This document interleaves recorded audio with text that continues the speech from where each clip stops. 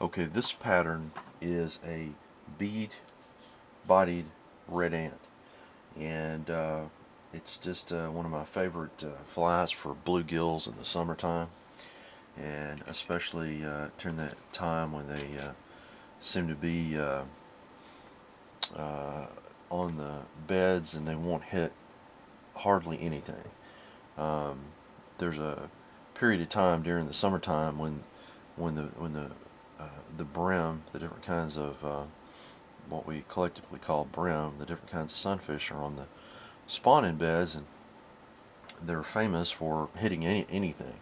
Well, there's also a period in there during that same time when they won't hit anything, and this is a good fly for those days when the sunfish don't seem to want to hit anything. Okay, because it's very natural looking.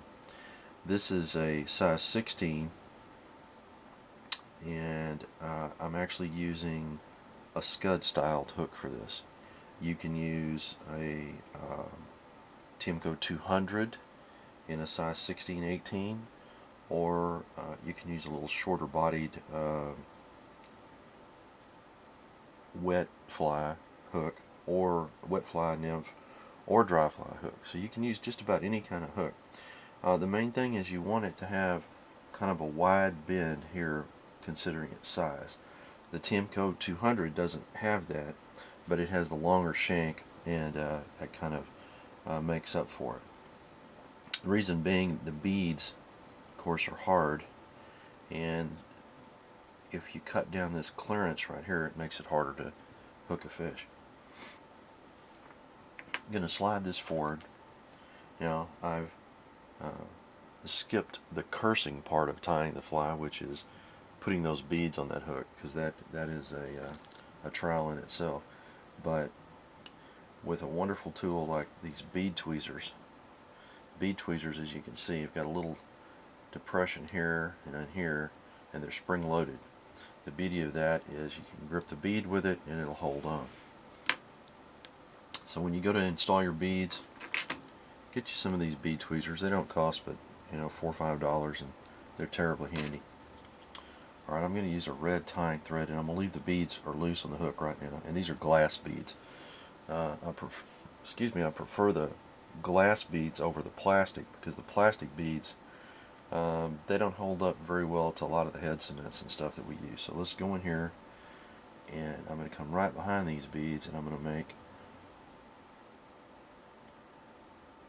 that base wrap of thread that you're used to seeing on any fly.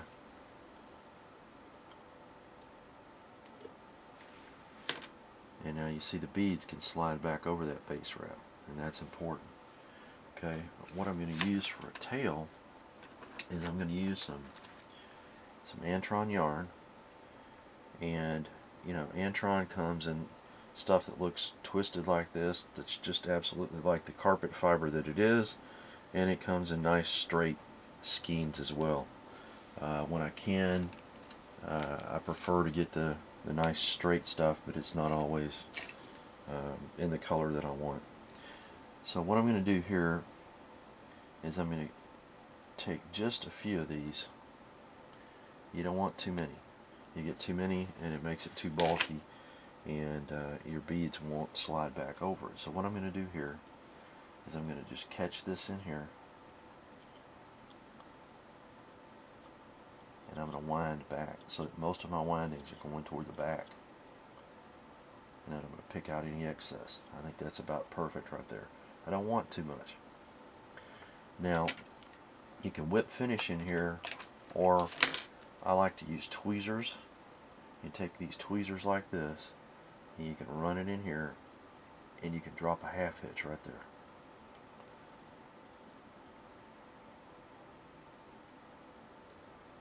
The beauty of the tweezers is you can expand them out like this so that you don't lose your loop, and then as you bring it down to where you want it, you can very carefully place it, and they're a very handy tool in fly tying.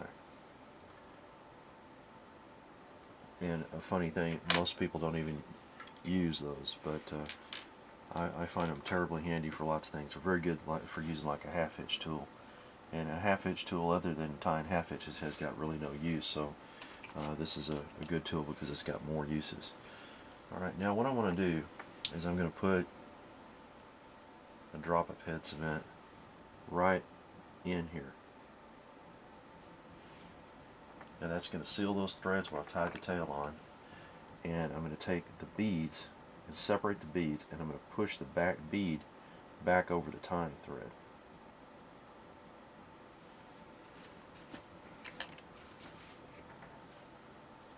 Now I'm going to come back and restart my tying thread in the middle. Make several wraps.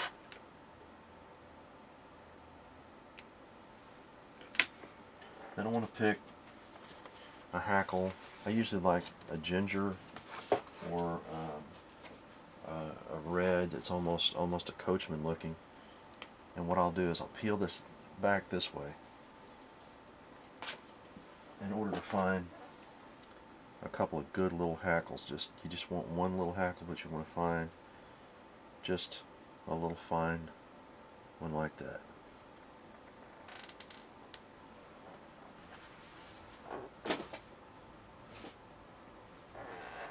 I might mention that grizzly is one of the best patterns for ants because the grizzly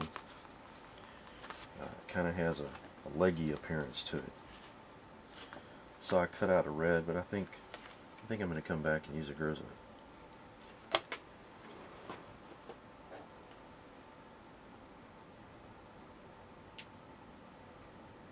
Now I've got one little grizzly hackle here. Strip it out a little here. Put it underneath the hook.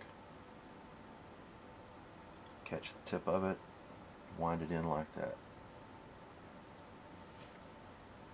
Now little bitty fine hackles require good light hackle pliers, and I love my teardrop hackle pliers for this kind of thing because they're so light they're not going to break anything, and they have an extremely good tip on them. I like those better than the cushion type. The cushion type I really don't have much use for. Come around this way. Now an ant, you don't really want to over hackle it. We just want to go in here and put about 2 or 3 little wraps, because this is not a fly we're trying to make as a floater. This is not a dry fly. This is a sinker. We want it to sink.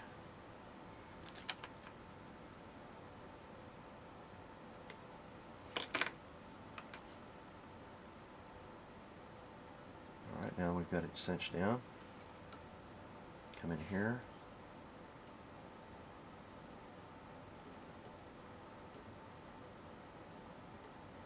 I like to do 3 or 4 turns, usually 4 turns on a whip finish.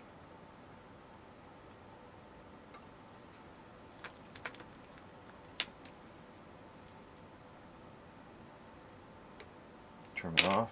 Put one very small amount, very small drop of head finish. You want to pull your fibers back here. Place it right there, and then push the front bead back against your hackle. There you have it, a very nice red ant.